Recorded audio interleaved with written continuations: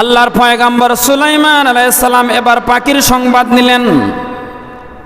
পাখিদের মধ্য থেকে শকুনকে আদেশ করলেন, আমার হুদহুদ পাখিকে নিয়ে আসো। আমার হুদহুদ পাখির মাধ্যমে আমি পানির সংবাদ নেই, গোয়েন্দা বাহিনীর সংবাদ নেই, আমি হুদহুদ পাখির মাধ্যমে। যাও রে যাও, তালাশ করে দেখো আমার হুদহুদ পাখিটা কোথায় আছে। শকুনকে পাঠানো হলো, এবার হুদহুদকে পাওয়া যায় নাই। বিভিন্ন জায়গায় যাওয়ার পরে তাকে তখন তালাশ করে পাওয়া যায় নাই। হুদহুদ পাখির সংবাদ পাওয়া যায় নাই, কোথায় গেল, কেন সে অনুপস্থিত। যাও, শকুন যাওয়ার পরে পায় না, এবার ঈগল পাখিকে পাঠালেন। ঈগল পাখি যাওয়ার পরে হুদহুদ পাখিকে ধরে আনলো। এবার তিনি হুদহুদ পাখির ব্যাপারে বললেন, লা উআযিবান্নাহু আযাবান শাদীদা আও লা আযবাহান্নাহু আও লা ইয়াতিয়ান্নি বিসুলতানিম মুবিন।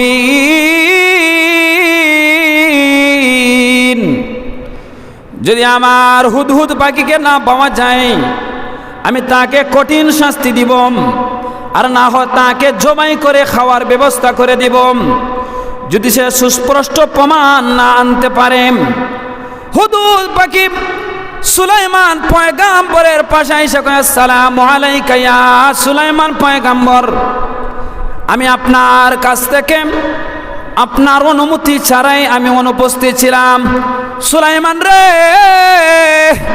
জানো না রে সুলাইমান, তোমার রাষ্ট্রের ভিতরে এমন কিছু জায়গা আছে, এমন কিছু স্থান আছে যেই জায়গাতে পুরুষেরা রাজত্ব করে না, মহিলারা রাজত্ব করে। সুলাইমানরা, তোমার কোনো বাহিনী জানে না, মানুষ জানে না, জিন জানে না, পাখি কুল জানে না, চতুষ্পদ জানোয়ার জানে না, একমাত্র আল্লাহ জানে। আর ওই সংবাদটা নেওয়ার জন্যে আমি হুদহুদ পাখি অনুপস্থিত ছিলাম। ফামাকাসা গায়রা বাঈদ فقال أحطت بما لم تحط به وجئتك من سبأ بنبأ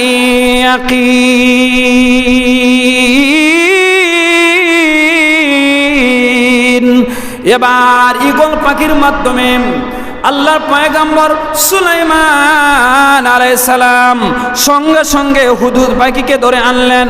আয়েশা যখন সামনে উপস্থিত হয়ে গেল, পয়গম্বর আপনি জানেন না এমন কিছু সংবাদ আপনার কাছে নিয়ে আসছি।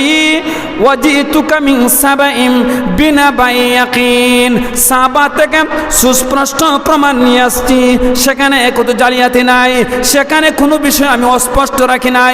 হে সুলাইমান, আমি আপনার কাছে এমন একটা সংবাদ নিয়ে আসছি রে, যেই জায়গাতে একজন রমণী মহিলা রাজত্ব করে, এই ব্যাপারে আপনি জানেন না।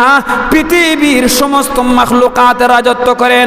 আপনার কথা মাছে শুনে, আপনার কথা সমুদ্র শুনে, আপনার কথা মাছি শুনে, আপনার কথা পিপিলিকা শুনে, আপনার কথা গরু ছাগল মহিষেরা শুনে, আপনার কথা জিন ইনসান সমস্ত মাখলুকাতকে মহান আল্লাহ আপনার আয়ত্ত করে দিয়েছেন, বাতাসকে আপনার আয়ত্ত করে দিয়েছেন।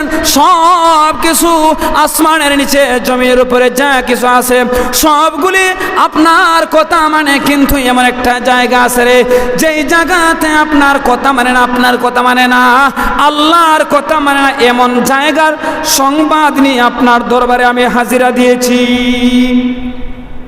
হুদহুদ পাখি সে সুলাইমান পয়গম্বরের কাছে সংবাদ নিয়ে আসলো। গোয়েন্দা বাহিনী চলার সংবাদ নিয়ে আসি, ওই রকম ভাবে হুদহুদ পাখি সংবাদ নিয়ে আসছে। কি সংবাদ? ইন্নী ওয়াজাদতু ইমরাআতান তামলিকুহুম ওয়া উতিয়াত মিন কুল্লি শাইইন ওয়া লাহা আরশুন আযীম।